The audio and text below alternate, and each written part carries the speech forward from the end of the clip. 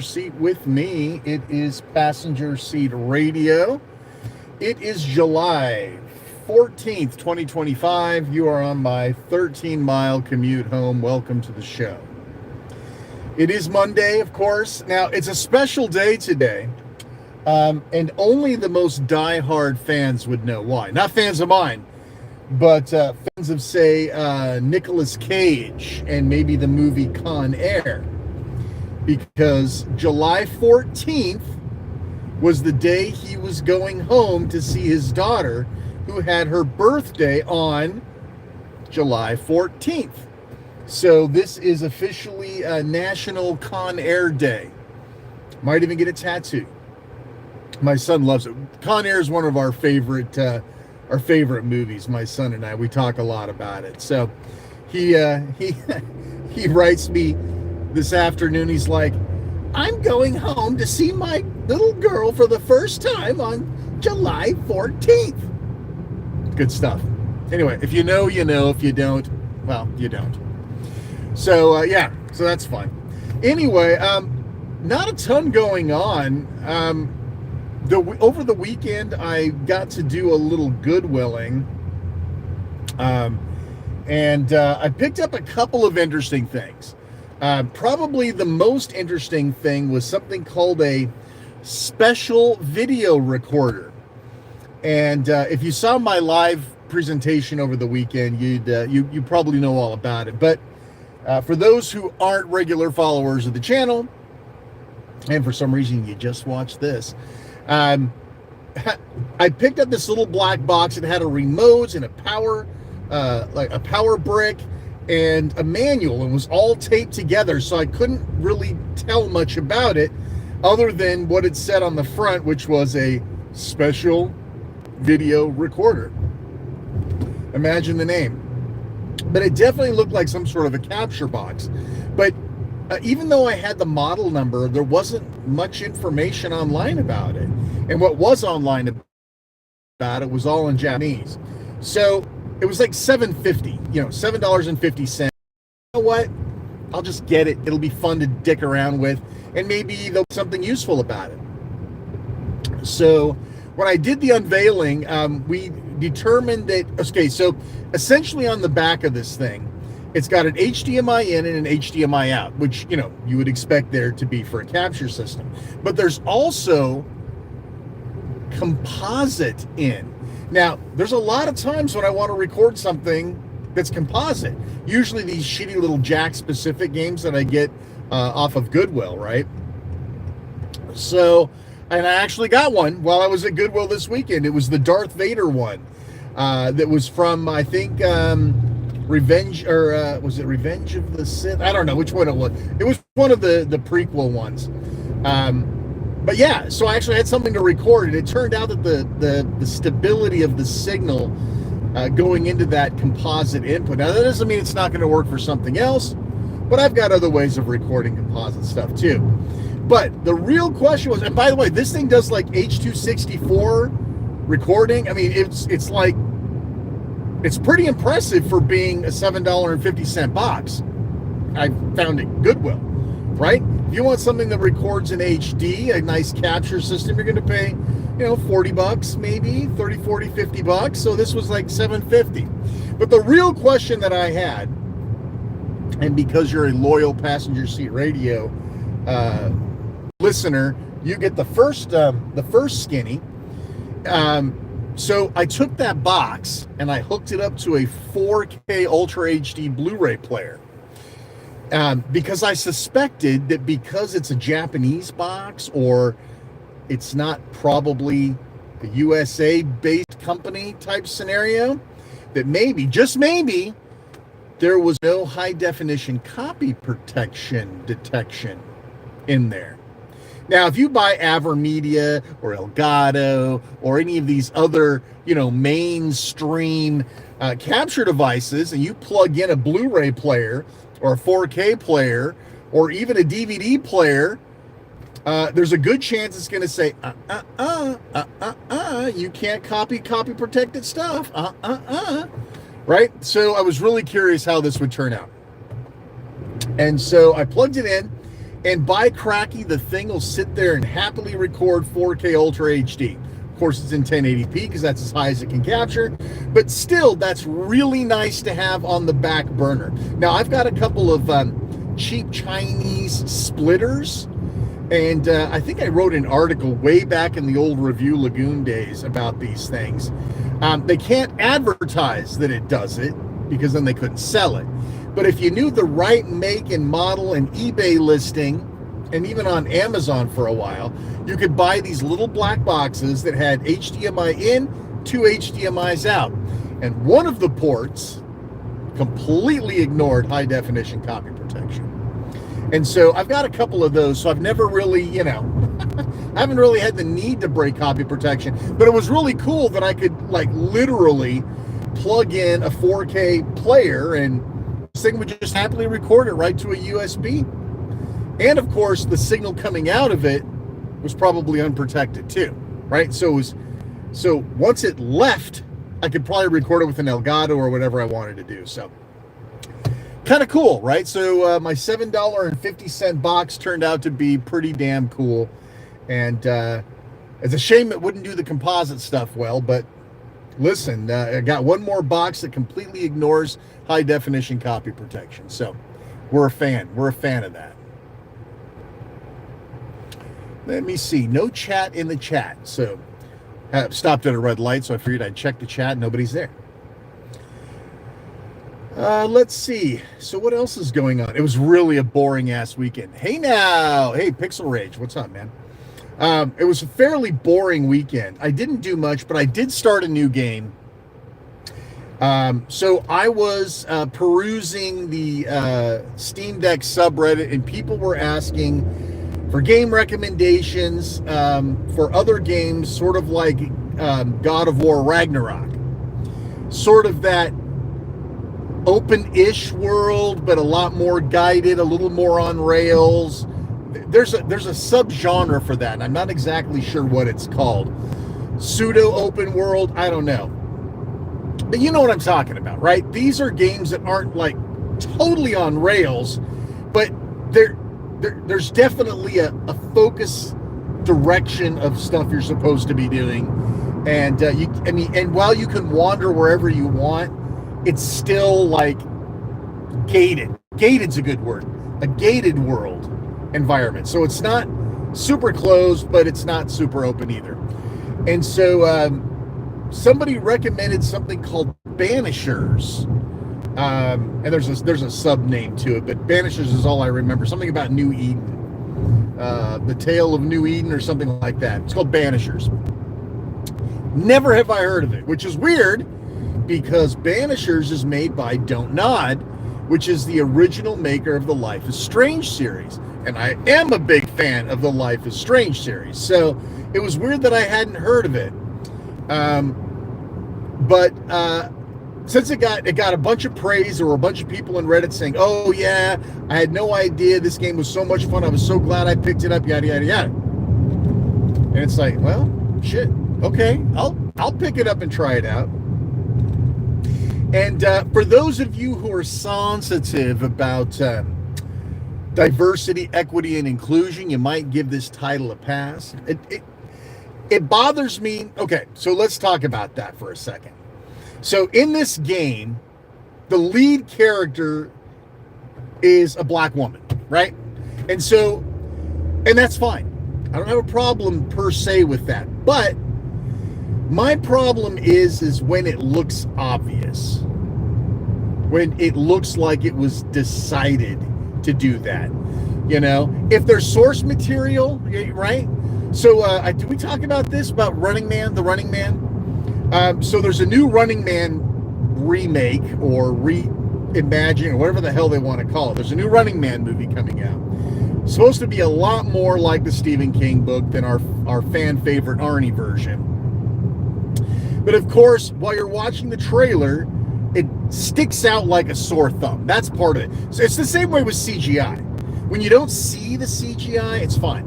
But when you can see it and it draws your eye away from it, away from everything else, and that's what you're focused on, that's when it becomes a problem. And for me, that DEI sort of thing when it sticks out, it ruins the immersion for me.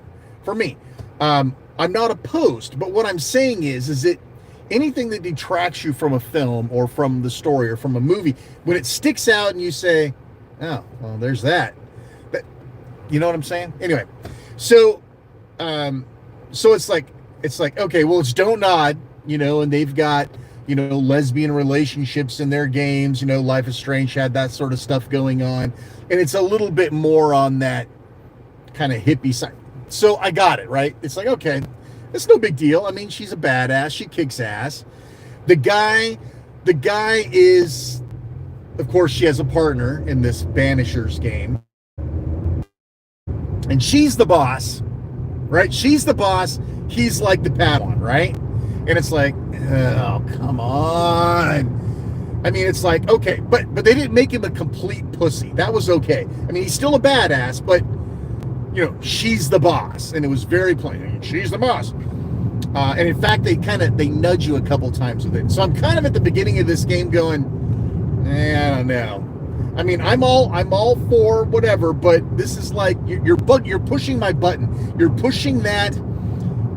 It's sticking out from the story at this point. Well, the good news is, and I'm going to ruin just a little tiny bit of the story for you, because otherwise you may not play it anyway. She gets dead. So he becomes the boss, and she becomes, I don't want to say what she becomes, but she becomes not the lead character or the boss.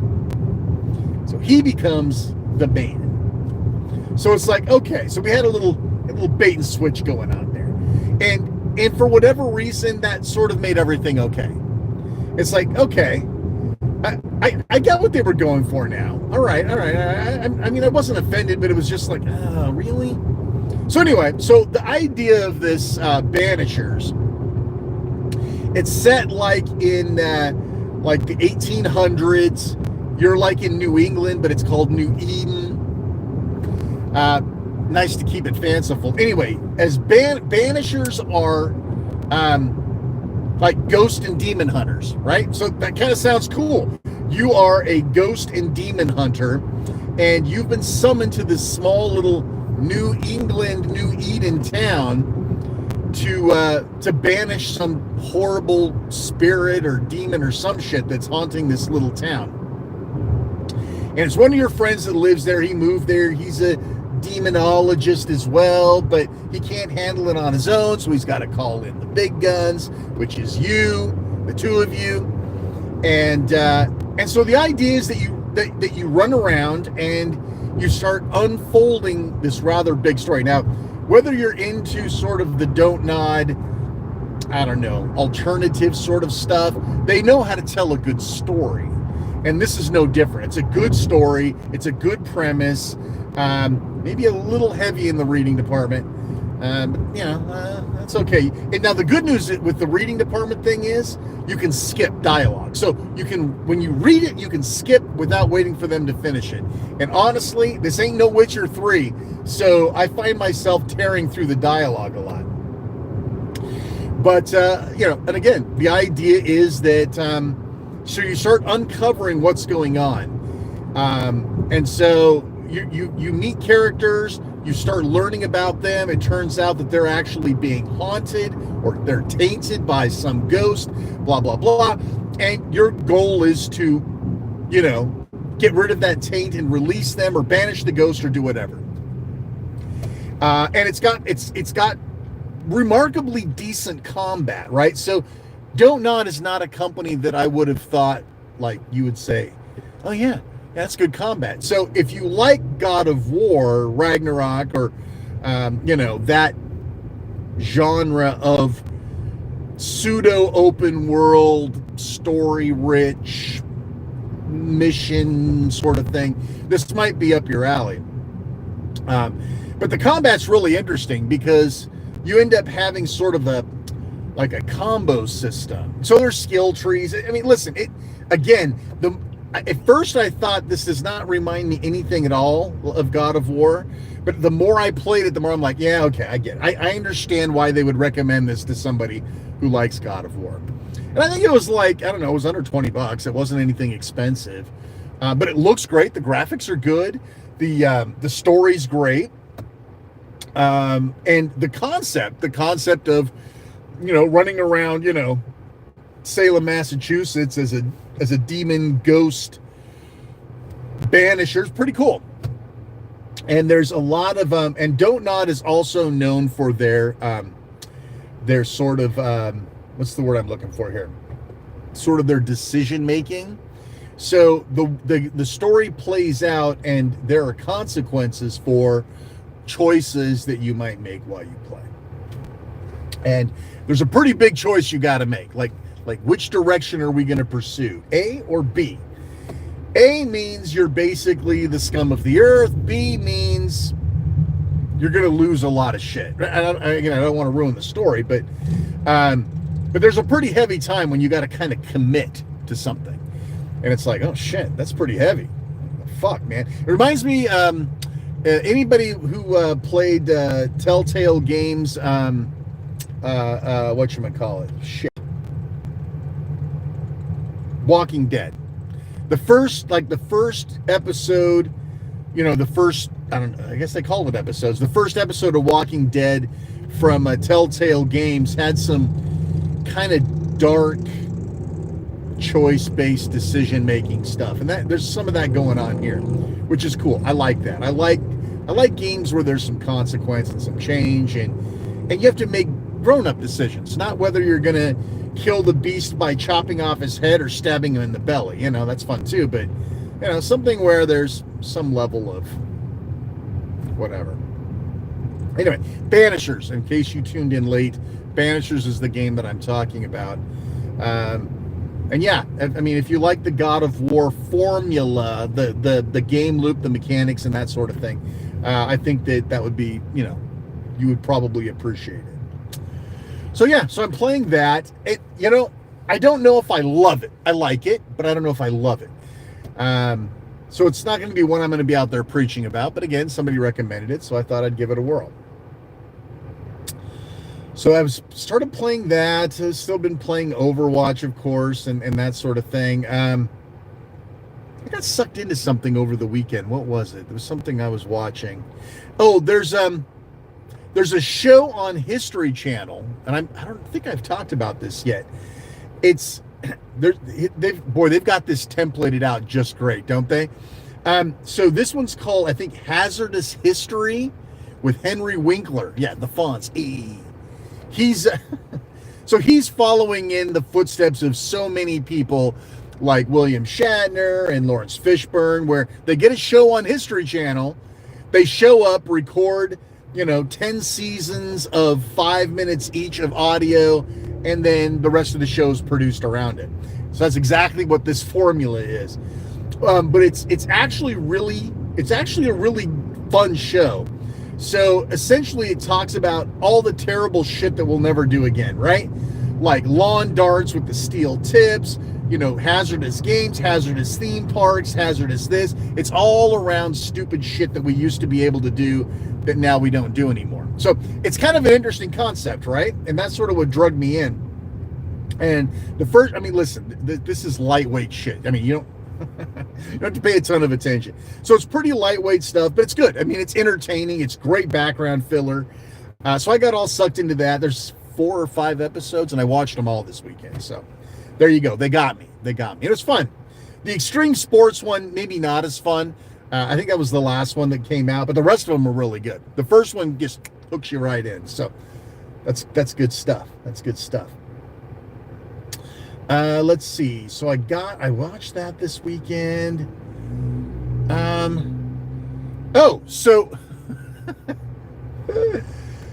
So I was digging through my hive of scum and villainy, and there's they literally made, back in I think 2015, they made a movie called Zombie Strippers.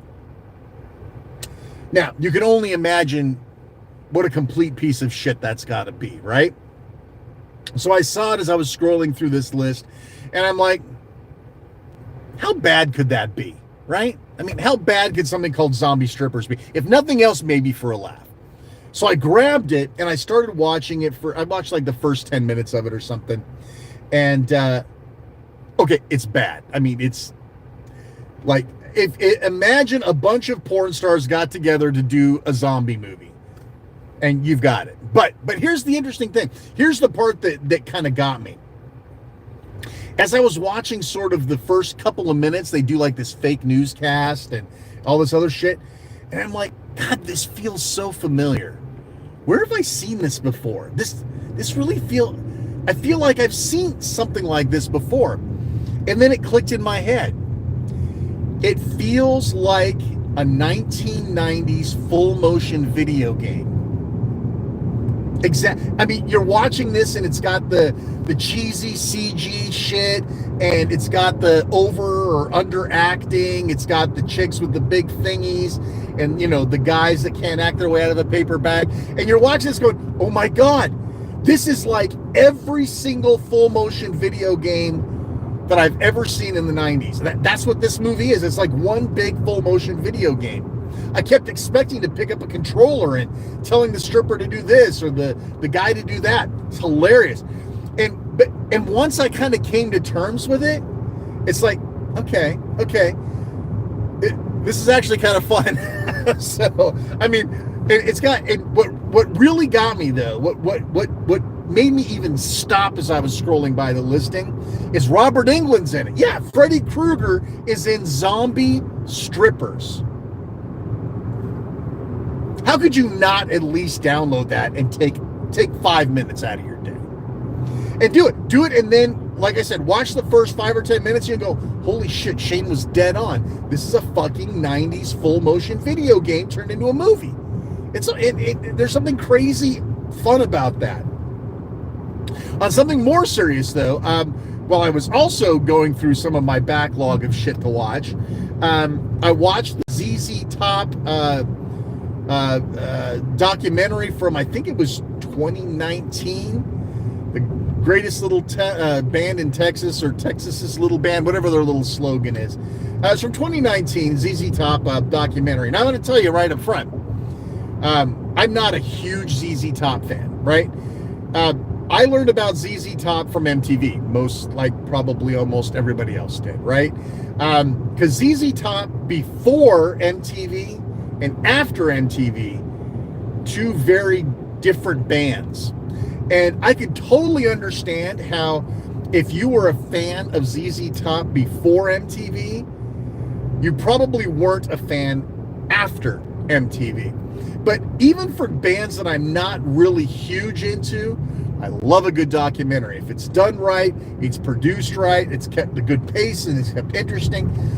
And so it's like the first 2/3 of the documentary, I learned a lot because I knew nothing about ZZ Top prior to Eliminator and their MTV days.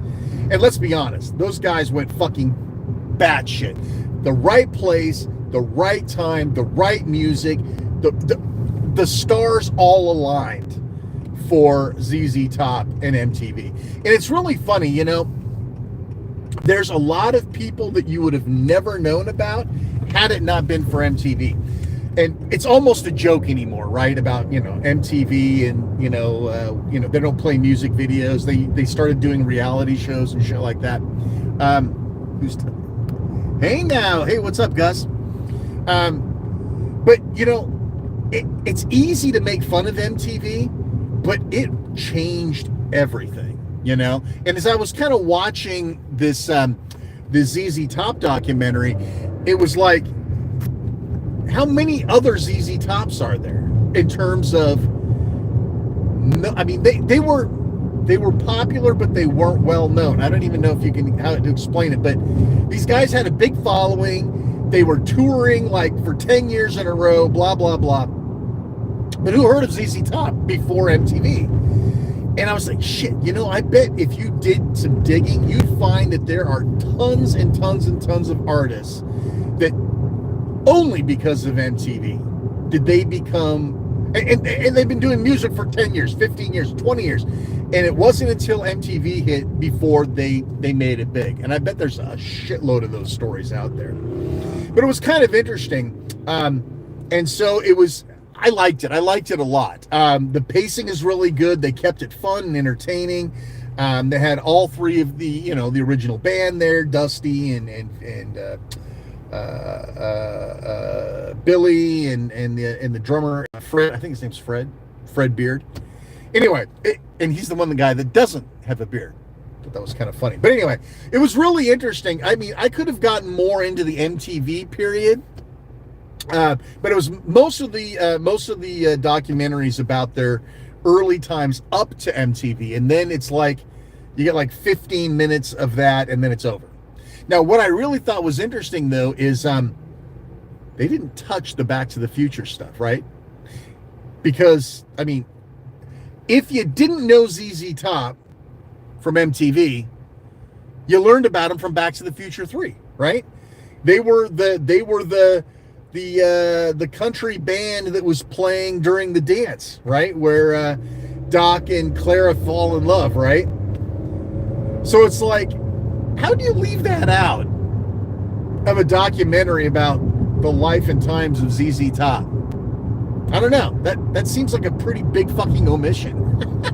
And they kind of glazed through. Honestly, they glazed through the MTV stuff. I mean, they talked about the first video that they did, and then they showed some legs, and you're kind of going, well, shit. Wait a minute, wasn't there more of that? And then it's like they run the closing credits, and there's some stuff over the top of that. But yeah, I thought it was good. I mean, if you have any passing interest in ZZ Top, it's interesting enough. So I love that stuff. I love band documentaries, even if I'm not huge into them. Yeah, so that was the other thing I watched this weekend. That was pretty good. I'm back on the art trainer now, trying to get myself back into some sort of a habit, because I've not been very good the last couple of months.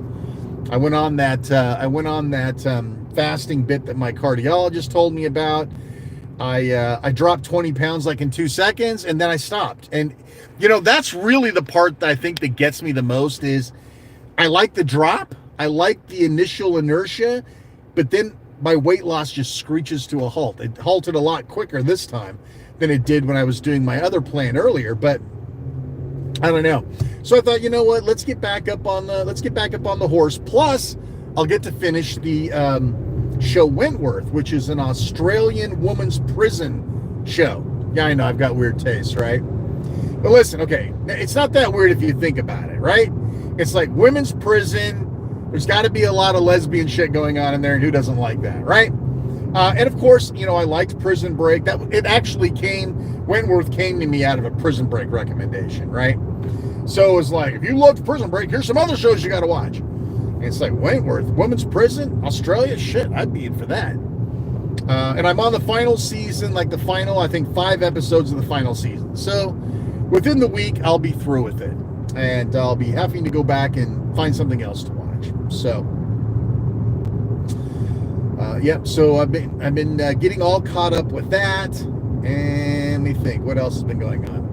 Wife goes back to school in a couple of weeks, so I'm dealing with my wife's end of the summer morose. So yeah, we live in stages at my house. End of the school year panic and frustration. Beginning of the summer is all peaches and cream. Middle of the summer is basically comatose. End of the summer is frantic panic, getting ready to go back to school. Those are the seasons at my house. So, since I do live in Arizona, it's not like there's snow or fall or even really spring around here. Let's see. I've only got a couple more minutes left. If I've got anything else to talk about. Like I said, it was a pretty quiet weekend. But yeah, if you didn't get a chance to watch the my thrifting video from over the weekend, you might enjoy that. I did get the Dukes of Hazzard PC game.